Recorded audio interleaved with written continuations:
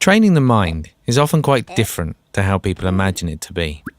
Maybe they have an idea it's about stopping thoughts or eliminating feelings, but the reality is a bit different. An easy way to think of it is to imagine yourself sitting on the side of a busy road, the passing cars representing the thoughts and the feelings. All you have to do is to sit there and watch the cars. Sounds easy, right? But what usually happens is that we feel a bit unsettled by the movement of the traffic.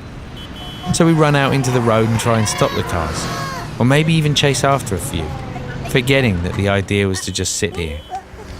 And of course, all of this running around only adds to the feeling of restlessness in the mind.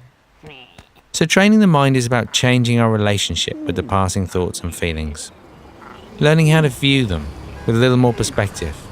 And when we do this, we naturally find a place of calm. Will we sometimes forget the idea of the exercise and become distracted? Of course we will. But as soon as we remember, here we are, back on the side of the road again, just watching the traffic go by, perfectly at ease in both body and mind.